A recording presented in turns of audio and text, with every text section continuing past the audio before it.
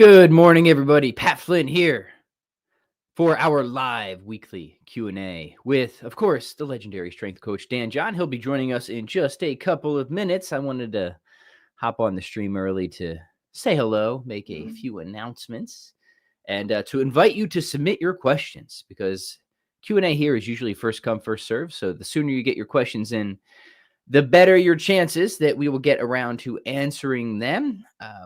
About every Tuesday, we dedicate an hour to live Q&A, just a way to jam with all of you people, all you fine people in the Strong On community.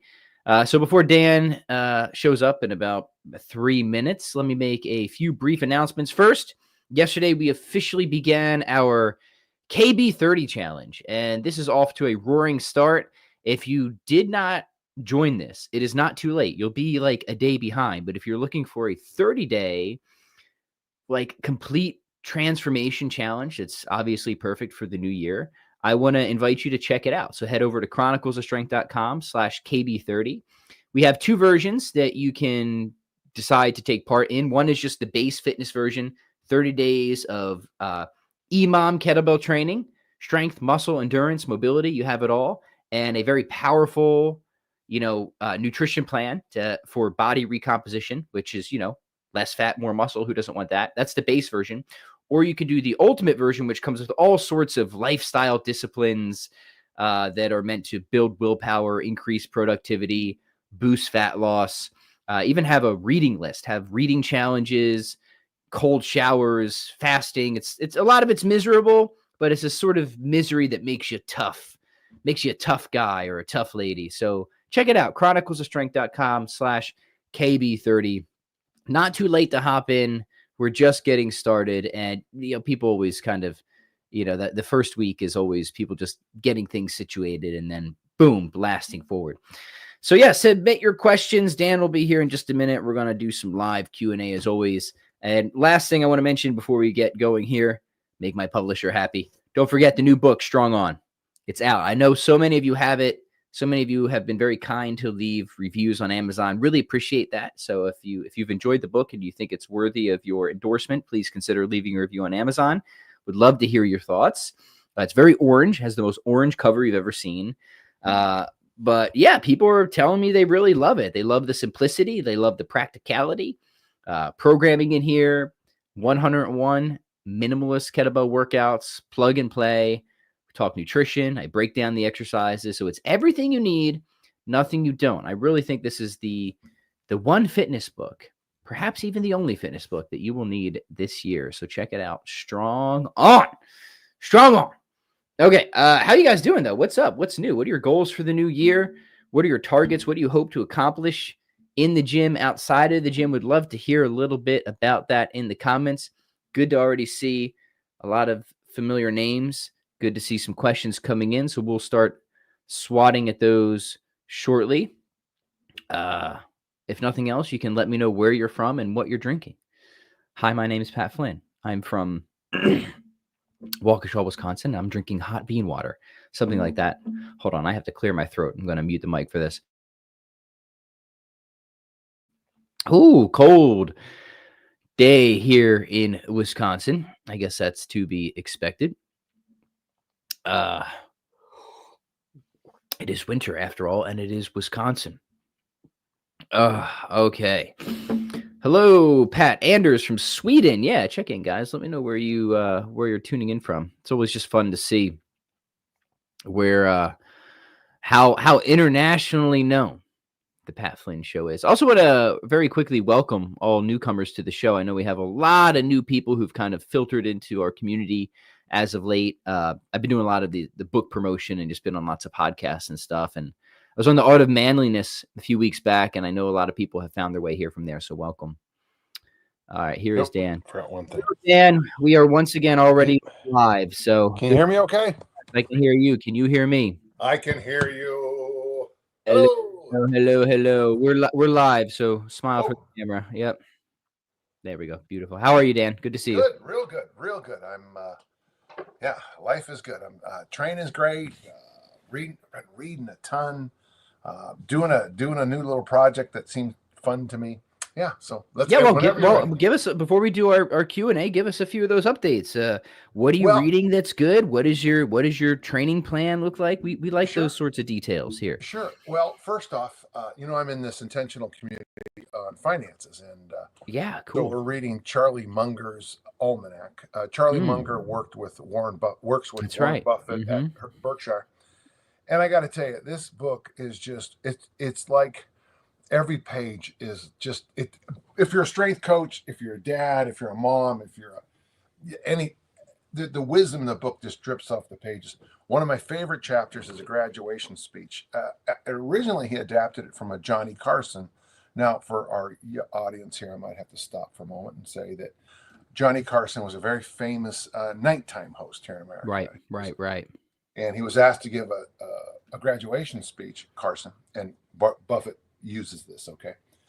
And they asked him to talk about what is happiness. And Johnny famously said, well, I can't talk about, all I can do is tell you how to be unhappy. And so one of the big concepts of Charlie Munger is to invert. So it might be a fun week one time where you and I just talk about the inverse. Everyone's always asking us how to get better at kettlebells Yeah. or fat loss. I can't tell you how to get strong, but I can tell you how to stay weak. Right. Yeah. I can let's talk about getting fat, because That's good. Yeah. if you don't mind, I'm coming out with a film on that, a little video where I take a normal bag of food you'll eat at the Super Bowl, and I'm going to show you what a serving size is. And the problem is, what a serving size is for 170 to 240 calories is stunningly small. It is shockingly small. If you have a chip or a cereal bowl or heck, anything, any cardboard carb. And I can tell you how to get fat. Eat like it's the Super Bowl. Snack. Yeah, it's good. I like that. No, one thing that was I just read, a nutritionist went back, did their best, and they looked at family photos of meals like from the 1940s and 50s and said, okay, all I can do is, but the number of calories Americans are eating back then at meals was very reasonable. Well, what's the difference? And the person basically is saying it's snacks. Snacks are the death.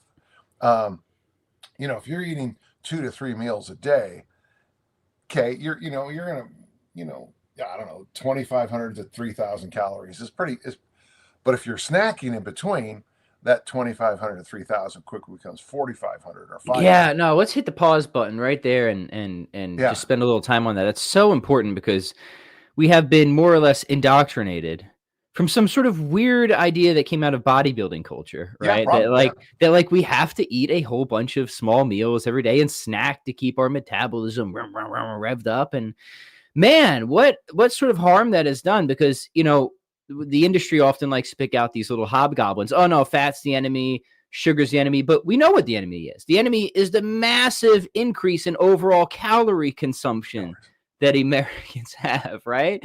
It's ridiculous. And part of why that has gone on is because people are just not only eating more, but eating more often. So I'm not saying you can't have healthy ways of snacking. You can, but we should get it out of our mind that snacking is some sort of necessary component for health or fitness or leanness. And in fact, a lot of people would do well to establish a discipline of no snacking between meals for several reasons. One, it will help you knock your calories down, almost certainly. And two, it will help you, this is so important, I know we've talked about this before, Dan, to differentiate between hunger and cravings.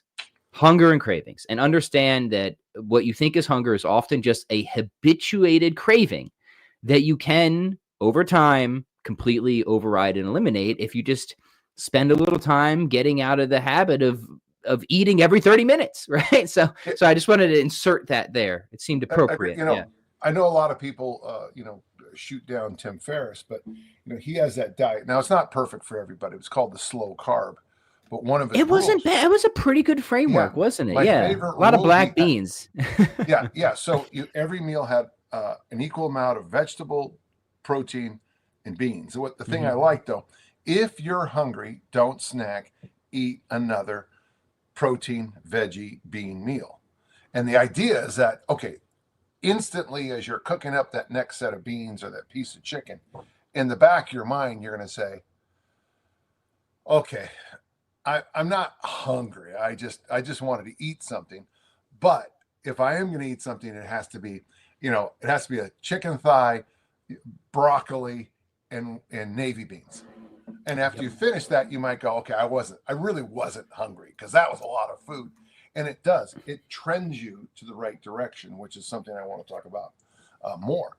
So that's a book I'm loving. I'm rereading Harry Potter. I'm in Goblet of Fire, Nice. and I'm also doing something kind of different.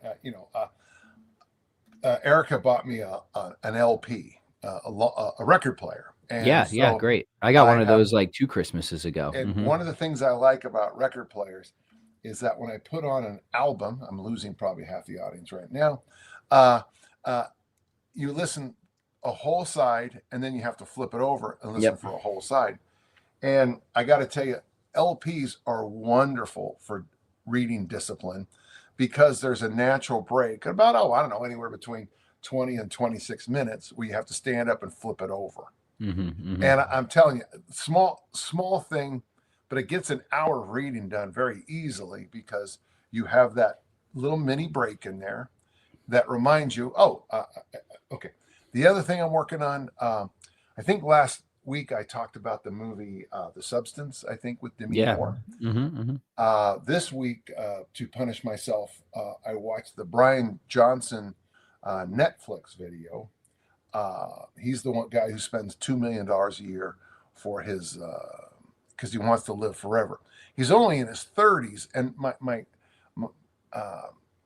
Trying to get ahead of the game there, I guess. but Yeah. it's fascinating. There's a couple things that really, and then the reason I liked it is that he's from Springville, Utah, which is, and if anybody knows the name Stony Beckstead is a good friend of mine. I use words like Stony Stretch and Stony Press. It's an adaptation.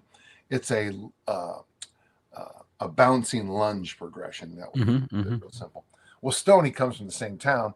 I've coached against Springville High School a million times.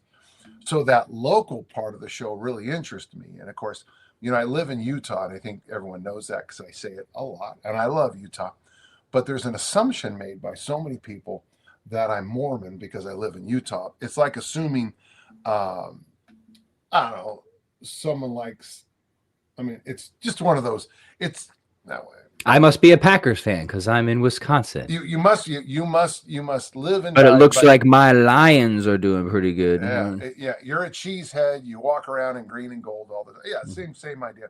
But actually worse. In fact, I've gotten little notes on my YouTube channel that says, especially when I say something anti-drug. Of course, you're anti-drug, you effing Mormon, but the word effing.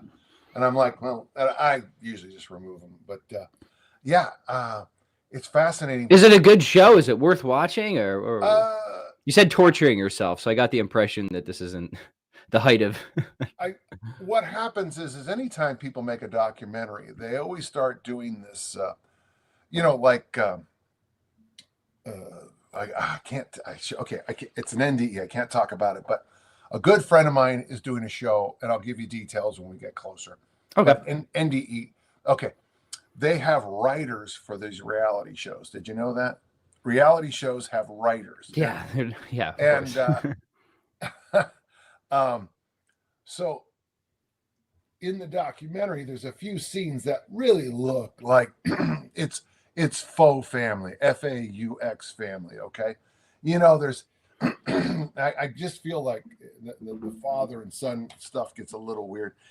We're watching the show. There, some of the stuff he does, I just don't see the value. My concern is always with this show is that even Brian Johnson is mixing longevity with improving body composition. I see.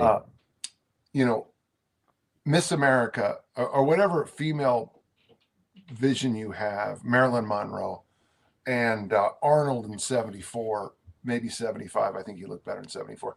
Yeah. But that vision of health, that being ripped and having pecs and biceps adds to longevity is just not true. Yeah. The last Pearl Harbor, gentle audience, on December 7th, 1941, the Japanese attacked Pearl Harbor, unannounced, pretty brutal. We lost a lot of. We lost. The last Pearl Harbor American died recently. Okay, I can guarantee, and I'm always amazed at how those World War II veterans live so long. So many of them, but they grew up in the Depression. They're like my dad told me, the first time most of the men he ever knew had 3 actual meals in a day was when they joined the United States Army.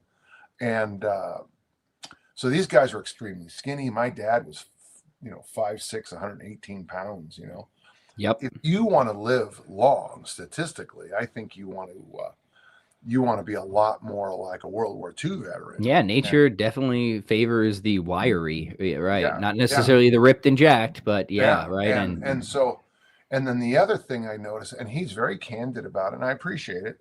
He's not very social, and we know from both my experience, my discussions with Maureen at the senior center, my discussions with Erica, who's studied geriatrics, my experience with the whole. There's 2 things you want to do. There's 2 things that actually are more important after 55, and that's being communal and moving. Those are the 2 things. Everything else is just more. Right. The Blue Zone books we all know now are, Ansel Keys materials were cherry picked. The Blue Zone materials are cherry picked. The group of 7-day Adventists who live in Loma Linda, they're extremely wealthy and very communal. I mean, those are factors that have to be discussed Right. in longevity. So I don't know. If I'm rambling, I apologize, but I really thought it was. I thought I would. So like Substance, the Demi Moore show that she just got the Golden Globe for the other night. Interesting. I can't recommend it, but if you're in the business that we do, I would say you have to, because you're going to get questions on it. It's good. Yeah, it's popular. Yeah. From that, and it's interesting because all of a sudden, everything I just said in the last 20 minutes is going to come true. I'm putting together Poor Danny's Almanac, Poor Charlie's Almanac, Yeah. on longevity, and I'm just being frank about the stuff that I do. Oh, very cool. Okay, so all right, so Brian Johnson. Well, that's what. There's 3 Brian Johnsons now that come to mind. There's the singer of AC/DC, who's my favorite, Brian Johnson. Okay. I'm pretty sure the Liver King guy's name is Brian Johnson. Help that dude out. He seems to be having some issues. And now there's this Brian Johnson. So and there's a 4th. Who's the Brian Johnson here in Utah? That's why when people talked about Brian Johnson and longevity for so long, I was like, I think that's kind of cool.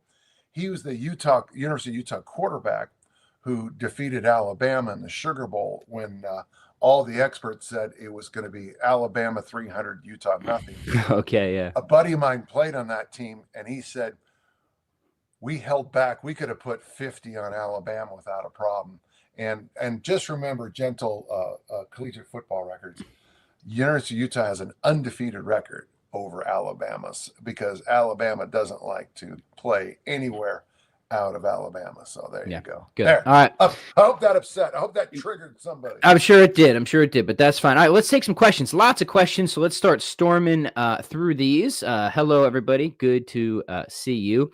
Anthony says, I'm thinking of buying a barbell, mainly for deadlifts. Would it be recommended to buy an Olympic one or a regular one with smaller plates?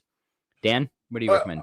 My personal opinion would be to buy the Olympic bar, only because, and I do. I love, it's funny, all this stuff we just sitting here. I loved my Sears barbell, 110-pound, 50-kilo set. But the problem is, once you get to a certain level, Antonio, is that what we used to call the standard size, it's just really hard to find bigger plates. So now you're gonna be walking around with 100. I have seen 100-pound standard plates, and they were massive, but it's so much easier to pick up Olympic plates if you're going to do things. Also, the standard bar doesn't rotate, and if you decide one day you want to do snatches or cleans, you'll wish you did. Well, they do rotate, just not very well. Good. That's why a lot of my friends still hate cleans, because those old standard bars, instead of whipping around like this, they kind of got stuck about here. Yep. And then you kind of did this weird reverse curly clean. That's my Good. opinion. No, I'm that's sticking to it. yeah, good. All right, we're gonna try and move quickly here to questions like that, so we can get through more than usual. Steven says, "I would like your thoughts on my 10,000 swing challenge that I'm running. I dedicated to try the one-stop shop. Finally, I'm using 1535 for swings with the 28K and 10 total reps for strength moves with 24K. Wow. Uh, Total so reps. Okay. yeah. Okay, so Dan, what are your this is your challenge, right? The 10,000 swing, and what is the one-stop shop? Well, I'm not exactly sure. I've written 300 versions of it, Steve, so I'm sorry. But the 1535 is tough. Um, my favorite way to do it now is you just start swinging. If your technique fails at 16, you stop, you put the weight down, and you start at 17. You go to 43, you put the weight down, you start at 44. If that makes sense, you do 500 swings a day, any damn way you can get there. But if you're going to try to organize it, which I think has value, I'll tell you, in my new kettlebell workout companion, I have the way we do it. So what I put together is I put together some sheets. So you do 15 swings, left hand press, 35 swings, a shoulder mobility move, 15 swings, a right hand press. Yeah. 35 swings, hip mobility move. And you just go back and forth between, after 15, you do a strength move. After 35, you do a mobility move. What's great about that is that you do that for, what does it work out to? 10 rounds, and that's your 500 swings for the day. And you're done. You walk out the door. Great. Beautiful. All right. Next one is from... hang on. He says, one-stop shop is from the second T Nation. Yeah, I think I might have included. Is that's what I include there, right, David? I hope. Okay. All right. All right. Next one is from JB. It's a classic question, Dan. The if you could only do this for the rest of your life, what would it be? He says, it seems that your favorite complex is the armor building complex, but what would your favorite complex be if you could only do one complex for the rest of your lifting career? It's that one, huh? With an Olympic bar, we do the snatch complex, snatch grip, Romanian deadlift, into snatches, into overhead squats, into back squats. That's my favorite. I think that's the one that gets me most tired. But yeah, I mean, if it's kettlebells, that's a big one. Mm-hmm. Yeah, I mean, if it's kettlebells, the ABC would be fine. Maybe the humane burpee. It's the hats off to all you guys who can do complexes all the time year round. I think, Patrick, you're more in that direction. I get enough out of a complex after a couple of months, and I'm like, yeah, I'm gonna move on. I gotta step on the platform and toss a little bit heavier weights over my head. Yeah. No, for me, complexes are situational like anything else. I think that there's a killer app for them, right? But like the kettlebell itself, there's limitations. I think if you want to like just build absolute brute limit strength, yeah, you should step away from complexes, from time to time and just do the heavy single lift classic stuff, right? So yeah, good. Yeah. All right, Ben, here's a question from Ben. He says, hey, what kettlebell program would you recommend to complement a marathon runner who is 35 and running between 40 to 60 miles a week? Well, if you're 34, I'd have a completely different idea. Me too. Generally, for marathon runners, I just go back to the works of Percy Sarity, Training with Sarity, that book back there. He recommended press, deadlift, swing, curl, and sit-ups and hangs, and I still think that's the best advice. How you do, I would say you do general exercises. I call it easy strength. Yep. You do enough to nudge your strength up over, months, not days, and that's what I recommend. Just get minimally invasive strength workouts that nudge your strength upwards. Yeah. So I have a program called Easy Strength Barbells, and that's. I think that's great because that will actually complement and give you that nudge that you're looking for and fill gaps, which I think is important too, but hopefully not take away from Yeah. what is required of your actual running. Right. Yeah. Good. All right. Good questions today, everyone. Really appreciate it. Keep them coming. We'll keep storming through. Edward says, "Hey, Dan, a question about fat grips. Can you build the weight of your conventional deadlift by using fat grips with a lighter load?" Okay. When I used to, it's getting every year it gets longer and longer in the past. But when I coached in the high school groups, we were able to increase our deadlifts without ever doing heavy deadlifts, because we did a lot of Olympic lifting, a lot of kettlebell swings, and all the deadlifts we did, unless a kid was maxing, was with fat grips. And the reason I like the fat grips, or actually we use thick bars, but they're probably the same. I don't know. The nice thing about fat grips or thick bars, it's real hard to have poor technique. So if the athlete was doing a set of 5 with 225 or something like that, I would just kind of say to myself, well, I wouldn't be surprised this kid pulls over 4, because every rep on fat grips has to be perfect. You have to be completely linked. If you shoot your hips up, you lose the grip. If you do something silly, you lose your grip. Yep. So it's like jump rope or balance beams. The feedback you get is instant failure. Don't take that negative. Yep. If we're doing balance beam training and you fall off, I don't have to say, hey, you fell off the balance beam. If you're doing fat grips, deadlifts, and the bar falls out of your hand, I don't have to say, hey, the bar fell out of your hand. It's instant feedback. And I think you can get very strong. Now, I'm sure there's powerlifters listening to this going, that's just a bunch of crap. But all I know is that the powerlifting meet I was at, I deadlifted more than all y'all, and I was clean and all the rest. So. All you know is all you know. Appreciate you sharing it. That's all I know. That's all I know. Olivier says, "Hey, I have still not received Strong On. I guess they had to ship copies from US to Europe. I will hopefully receive it in a few days." Yeah, just a little update. It came to my attention that it sold out very quickly across the pond, and I guess that either means it did way better than expected, or my publisher just didn't expect it to do very well in Europe, and they didn't send him a lot of copies over there. But either way, it's a good problem to have when you run out of stock, right? So yeah, that should be rectified shortly. It's out of my hands. That's a publisher thing. So I get a lot of emails about that, but I can't. That's not in my department. Yeah. It's Oliver, right? Or is it Olivier? Olivier, yeah. Olivier. Yeah, you make a funny point, because I was reading a Hercule Poirot book not long ago, and I found a typo in it. And I did not reach out to Agatha Christie and complain about the typo. We are in an interesting world in 2025 where if there's a printing issue, you can send an email to the writer. Right. If there's a delivery issue, you send an email to the writer. I find that, if this isn't knocking on you, I just find it hilarious. Right. Yeah. I don't like, there's a whole section in Hamlet I don't think really flows. Yeah. And I have written email after email to William Shakespeare. Right. Change this, please. Oh, right. there's a whole section in the Book of Judges. Yeah. In the Bible. Yeah. It's not the way it happened. And it really upsets me.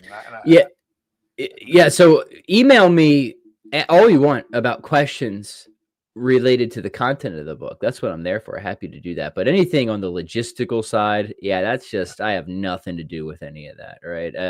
Your email, it'll be much more efficient if you just email the publisher or some representative there, directly. Well, not that I don't want to help you out. It's just, I just literally that's just not what I have any control over. Yeah. Right. And if you do that, every week, this Bezos guy and this Musk guy just seem to really irritate me more. But if we're working with a company that's named after a river in South America, just know that those of us who do things through them, we're getting screwed over. Bezos is using the Sam Walton model of just take it or leave it to everybody who sends things to him. So let me just say, we'll get back to the fitness questions here in a moment, but people still have a highly romanticized idea I think, of what being an author is. Yeah. Right. I mean, like, granted, I guess if you're like Oprah and you can command like Oh, a yeah. $200 million advance, that's pretty nice for a book that literally nobody is probably going to actually read. But for most authors, most of the time, it is a pure labor of love, a passion project. Royalties kind of suck. Uh, you do it because you love it. You think you have something important to say and you want to get it out. It's not the best way to try to pay the mortgage, right? So, there's something like, if you're assuming you're not a celebrity or a superstar, Yeah. I heard somewhere that if you want to make money from being a published author, you probably need to have like legitimately 10 books that all sell decently well. That's when you start making like a decent living Yeah. as an author. Just to give people an idea, like it's cool, right? It's cool, but like anything else, once you're in there and you see how the sausage is made and how things play out, Yeah. it's not always what your expectations are, right? Yeah. Your point about Oprah is actually pretty good. If you don't mind, I'm gonna turn this into fitness. She had her personal trainer, Bob Greene. He wrote a bestseller, and honestly, you look at it, and it is, I would say, a book that a personal trainer here in Murray, Utah, could have written, but with the energy of a major publishing firm supporting it. So we're gonna do some mobility, and we're gonna go for a run, and then we're gonna eat good food. I mean, how many of your grandmothers didn't know that? I just, Yeah, right. but if you get the support of an Oprah, the one now would be Joe Rogan. If I would go on Joe Rogan's show and Joe Rogan was to say, I got to tell you this, and take the worst thing I ever wrote, worst, Yep. I don't care, that thing would disappear overnight. It would just, so, but it doesn't mean it's good. Yep. And you, Yep. um, Like anything else, publishers these days, for better or worse, are just asking what's going to make us money, right? yeah, So that's why the superstars get the big bucks for the book deals, and other people, if you want to get in with a publisher, you got to work really hard, and you got to try to convince them that you're at least not going to lose them money, but they're probably not going to put the same amount of investment in Pat here or yeah. Dan as they would like an Oprah or somebody like that, for sure. Right? Yeah. Yesterday I sent Tim Anderson, our good friend Tim. Yeah, Anderson, good Tim. Yeah, over right. Original Straight, Tim Anderson. Yep. And I sent him. I was reading a book on aging and falling, and there was a quote about John Jesse, who's that great 1960s strength writer. John Jesse. I talk about his weightlifting encyclopedia all the time, and his football book was good. And there was a quote in this book by John Jesse about walking and training with a sandbag on your head, which is a big thing that Tim Anderson really talks about. And I do it with that. I call it my tiara. It's a 5-pound weight. And it looks dorky, but it's helping me. Yeah. And I sent it to him. And then after I sent it, I was just reminded about John Jesse is one of the greatest strength minds in history. And I don't know how to say this nicely, but the bulk of my audience never heard of him unless I quoted him.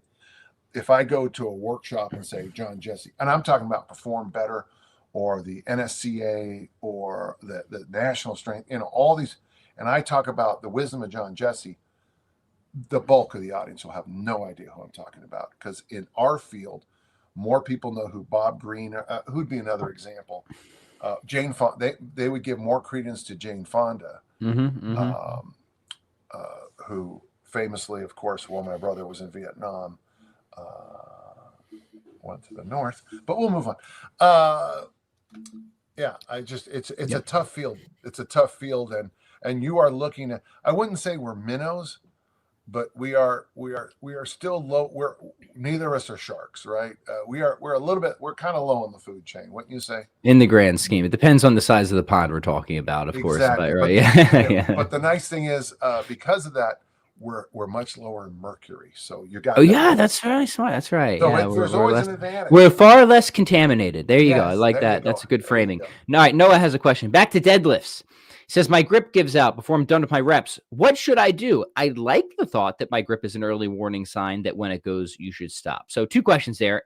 Is that right, Dan? Should you always stop if your grip is the weak link in the chain, or should you try to improve that weak link, or what? It's funny how we already have the answer in here, don't we? We already have the answer in here. Try the fat grips.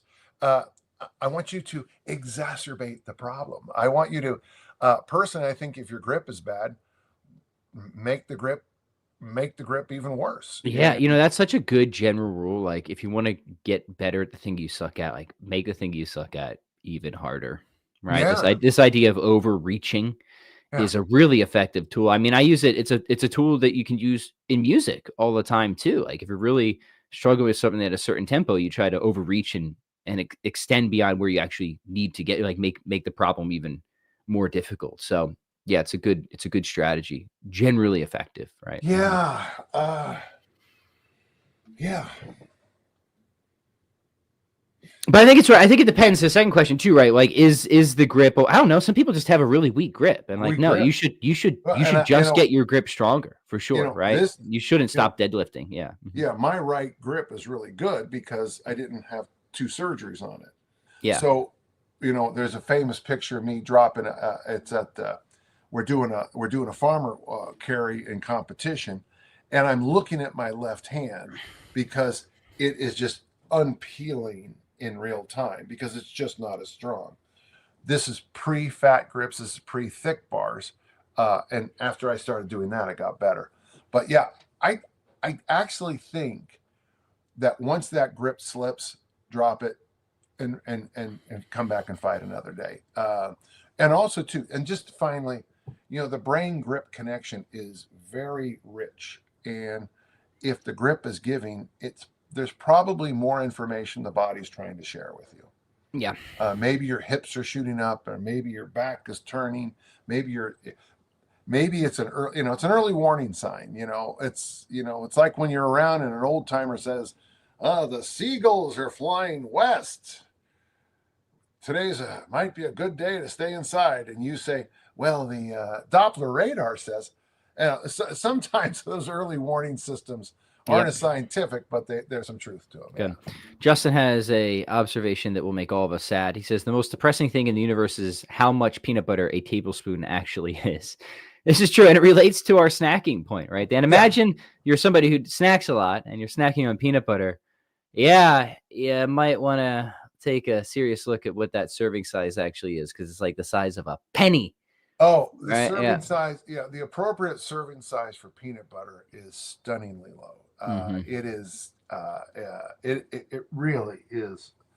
So I eat if I don't make my own bread, the bread I buy is called Dave's, and I buy the thin sliced ones. One slice of Dave's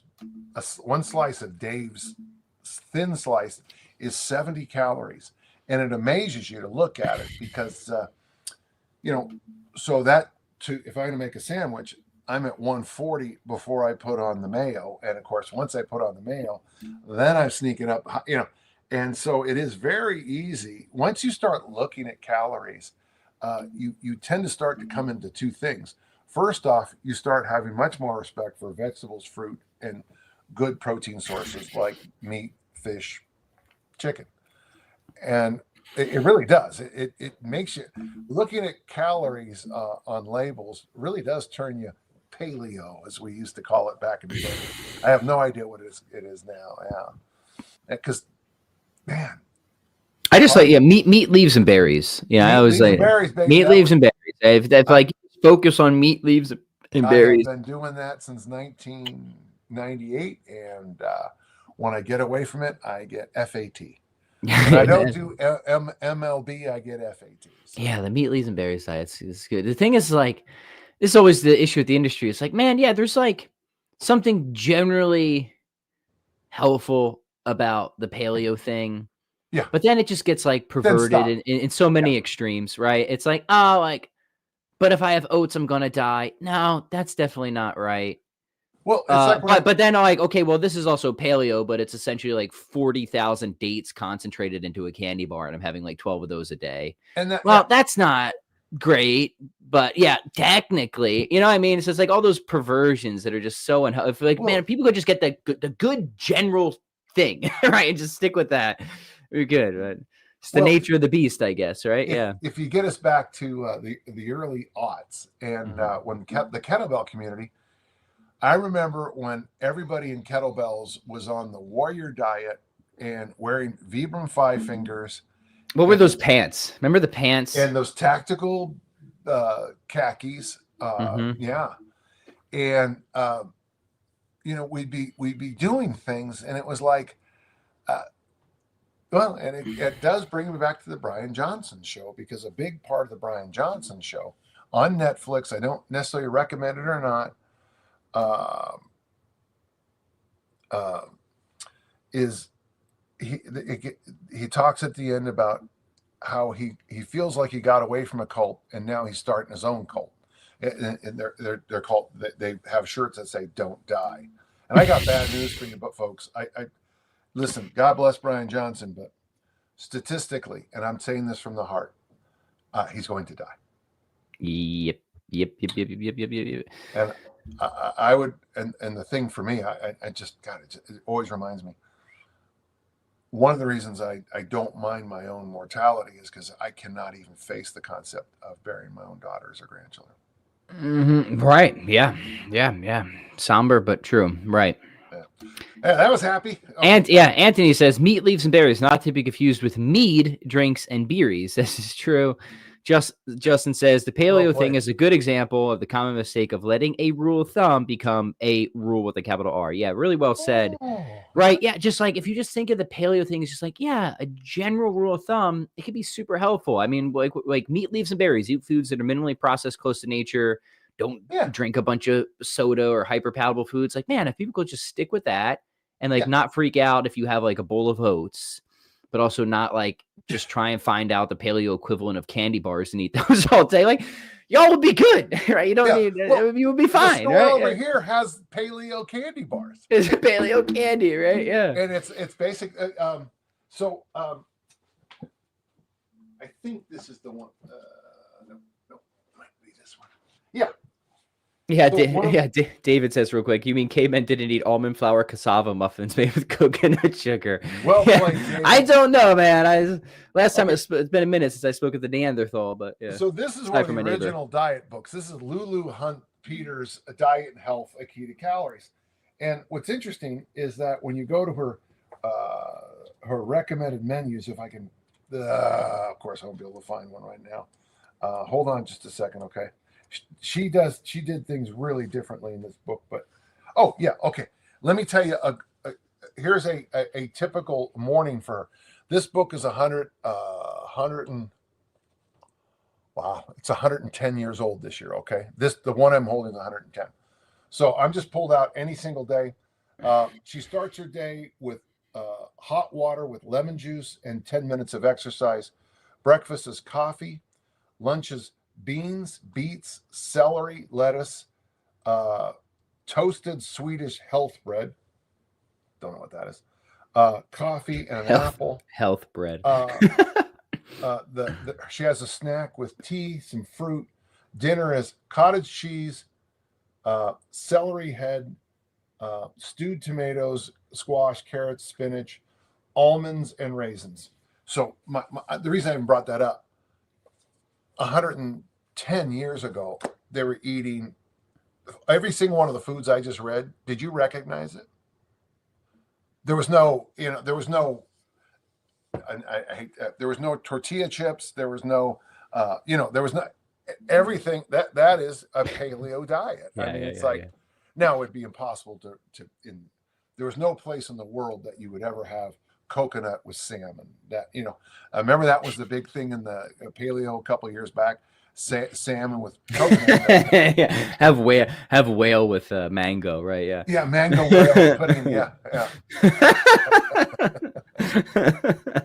It's also silly at the end of the day, but this is if you don't laugh, you'll cry when it comes to the fitness industry. Well, when you find out that so many people in the paleo world were also my testosterone levels were low, so I'm also doing TRT, testosterone. I know. I was invited to because I had that book, right, Paleo Workouts for Dummies, and Dan John called it a terrific book with the terrible title. And this is another publisher thing. I fought with the publisher, like, do not call this book paleo, because one, it's just a kettlebell exercise book. It was really my kind of prototype of strong on, like, 12 years ago. And they're like, no, this is the big thing, so we got to put paleo in the title. I'm like, look, paleo is going to be out of fashion in like 5 minutes. So it was a little longer than 5 minutes, but I was right. Anyways, I got invited because of that book to speak at all these paleo conferences, and man, those were some weird circles. But you're right. I mean, there were so many of these people were just doing all sorts of drugs, man. Man, you just like straight up lie to, like, what else is new? This happens all the time still today, but they were just happy to get on stage and be like, yeah, I'm 65 years old. I got the six pack and it's because I eat paleo. No, it isn't. It's not because you eat paleo. They use look paleo like that. testosterone, though. Yeah, use paleo TRT, man. They inject with pine needles. Would someone write down that? That's pretty good. Paleo testosterone injected with pine needles. I like that. It's just man, like, you always knew this was going on, but then like you get in these circles and it's just so gross. Well, yeah. I remember finding I was reading the person's blog the day I got a bunch of emails. The person mentioned doing TRT, and I just remember being just like, oh, so it's not melon plus eating melon for breakfast. I was just. Yeah, but I was like the only paleo person at the paleo conference, in the sense that, like, I was the only one who like kind of ate that way and wasn't doing drugs, right? This is kind of ironic, and yet I was like the least paleo person there. It's just irony of ironies. Anyways, yeah. Dave says something nice here. He says, "Hey Dan, a huge thank you for the armor building formula. Absolutely great book and program. And Pat, I'm about to begin strong on." Well, we love to hear it, man. Well, thank you. Thank you, Dave. Yeah. Now, one thing, Dave, I'm currently doing the barbell armor building formula. Now I've had to I'm working on it myself, so it means I am adding to it, but I got to tell you, I am very pleased. Great. So remember, on January 1st I turned 68 as an athlete, so I'm doing my body weight, Pat, is really, it is. I mean, this morning I weighed 216, a pound up from last week. Can you tell? Do I look fat? Do I look fat? No, you look trim and lean and trim and lean and mean. You look great. But man, I'm doing the armor building formula, and I'm doing it. My only difference, Dave, is my Wednesdays, I'm playing around with this idea of doing the high rep press workout from the armor building formula. So last Wednesday I did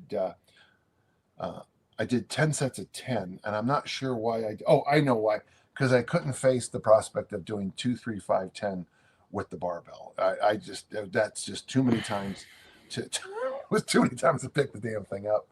And I'm also doing a little bit more focused glute work, but most of that glute work is pretty mostly just hip thrust and clamshells, just banded work on the ground. So, but I'm sorry, Pat, to hide. That's good. That's good. But, that's good. So I am, I'm following my own plan. Funny thing, folks, I was putting my workouts up. I've got my forum over at Dan John University, and I have this massive freaking log, of my workouts. And someone wrote in and said, "Oh, you're doing the armor building formula." And I think I told you this last time. I went, yeah, I guess I didn't realize that I had morphed my training program into the book I had just written. How about that? It happens because so sorry about being an idiot. Okay. Dan has a programming question. He says, how do you incorporate waving the load into some of your programming? In other words, how does waving the load and progressive overload work together? Right. So waving the load, the idea of fluctuating, different aspects of your training, like intensity, and progressive overload being the principle that you need to, lift more over time to get stronger. So how do we make these two dance together, Dan? Sure. Well, it's funny. First off, Dan, beautiful name, but I just want to say this. This is a longer. This is I'm going to give you, Pat. Can you give me a few minutes? Yeah. So in progressive resistance exercise, Dan, we have a number of things we can deal with. I don't know where to start, but let's start with the one most people ignore: exercise selection. Now, I use something I call my matrix. Okay, please come up quickly. Please come up quickly. Please come up quickly. Now, this is just an example of it. For those listening, I'm sorry, but there you go. I have push, pull, hinge, squat, loaded carry, and then isometrics, traditional strength, asymmetrical moves, and then ballistic moves in a whole. And I have 37 exercises listed, but I cheat because it says the whole squat family on one of them, which is about 4 or 5 exercises. Yep. So the first thing, Dan, is that you have to have the most important thing about waiving the load is that you need exercise selection options. Okay. The next easier way to waive the load is you can play around with this concept, which Tom DeLorme invented, the modern concept of what we call sets and reps. By the way, everything I'm saying right now, thank you, Captain Dr. Tom DeLorme, who helped so many men rehab from World War II and the rest of us too. He came up with a word called sets and reps, the way we use it now. So, and this is why sometimes when people say, Dan, give me a program, I'll say, okay, I'll give you a program. Week 1, I want you to do 3 sets of 5. Week 2, 5 sets of 3. Week 3, 5 sets of 5. And then week 4, 3 sets of 8. Okay, I just spitballed that using the classic numbers. Built into what I just said, just by simply going 5 sets of 3 one week, 3 sets of 5 the next week, 5 sets of 5, and then 3 sets of 8, I almost force you to vary the next component, which is load. Because 5 sets of 3 is a different workout than 3 sets of 5 on load. Or you can, you could even throw in 3 sets of 3 into that and make it a 5-week program. The 3 sets of 8 is going to be a lot lighter than the 3 sets of 3 workout. It naturally builds in. And if load undulates naturally, if you build in any kind of exercise change. So if you go, and I like this, by the way, 2 weeks of flat bench press, 2 weeks of incline bench press, 2 weeks of decline bench press, 2 weeks of military press. Just by changing the exercise, you will manipulate load. If you also decide to go, Pat, do you mind if I keep rambling? No, this is good. This is answering the question. That's what we want. Okay. So if you did 3 sets of 5, 5 sets of 3, 5 by 5, 3 sets of 8 with the bench press for a month, and then the next month did the incline bench press, and the third month did the decline, and the fourth month did the military. Just that one example, the push, because you should also have a pull, a squat, a hinge, and a loaded carry. Don't worry about variation of load carry. Change it every time. But at the end of those 4 months, you will be that's a master class of undulating load, exercise selection, playing with the variables of reps and sets. And then after that, you say, well, what would I do next? Well, my next answer is, let's play around with rest periods. And we're going to do 2-minute rests after every workout, with 3 sets of 8. One of the things I do is 1-minute rests. And I got to tell you, if you want to manipulate load, do a 1-minute rest on higher rep stuff, because by the time you get to that third set, you're still fatigued from sets 1 and sets 2. So that's how I do it. Now, I know when I went through all this, it sounded insanely simple, and it should. By simply manipulating, by charting out a simple plan, and I don't know of a plan simpler than what I just shared with you. That's pretty simple. But after basically, I just gave you an 8-month plan, which is about as fancy as anything I can even imagine. Okay. If that's okay. So that's how you do it. You have to have exercise selection variation, reps and set variation, but logical, reasonable. Usually I use, for most people, the rule of 25. Basically, in a workout, most people have 15 to 30 good reps. I call it the rule of 25 because that's right. 3 sets of 5 is 15. 5 sets of 3 is 15. 5 sets of 5 is 25. 3 sets of 8 is 24. Those are all 3 sets of 10. Those are the traditional workout numbers. Then you play with load because you're going to lift more weights with 5 sets of 3 than you are with 3 sets of 5 and 3 sets of 8. You just are. Okay. Great. And then, Great. Yeah. Awesome. Good question and a very good, thorough answer. Thank you, Dan. Let's see if we can squeeze in a and few then more. Noah here Yep. asked, Dan, how would you throw deloads into that plan?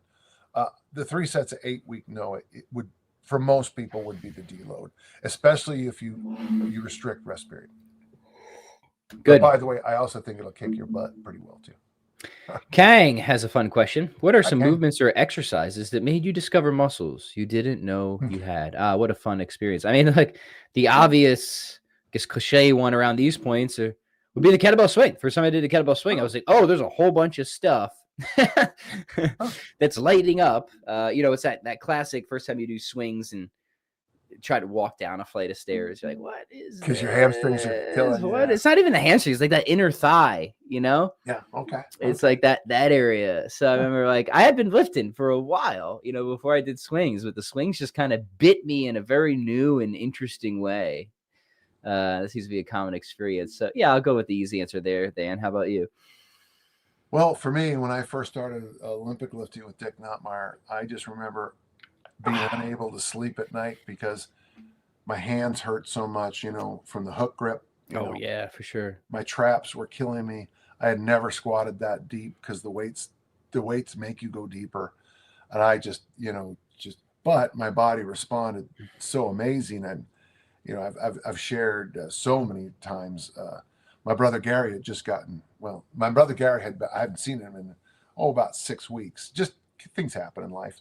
And I walked in the house and he looked up from the kitchen table because he'd been married and living in another place. And I'm going to swear, gentle listeners, so hold your children's ears. And he looked up and he said, holy shit, because I had so radically changed in so little time. Yeah. Good. People didn't recognize me at cousins' picnics. Anders has a question. Can I substitute the Turkish kettlebell movement with some easier kettlebell moves for warm-up and mobility? So the first thing I would say is it's a good opportunity to learn the get up as part of your warm-up. Just do it without load and start from the top down. We've talked about this before. It's a lot easier, I think, to learn the get up in reverse. I think Dan agrees. And for the windmill, Dan, you've got a great exercise for that, the windmill stick drill. Yeah. So I would definitely recommend. I wouldn't move away from because these are such useful exercises. I would just take the time to figure out how to work a progression or a regression, however you think about it, for them. So, yep. Mm-hmm. I have one in my kettlebell workout book, a progression on that. And if you go to my cert, I'm doing a cert in New Jersey here pretty soon. But yeah, I have a whole progression up that I like. But I like and just remember what Patrick said, going down is the easier way to learn some of this stuff. Yeah, I think I've talked about Pat's book.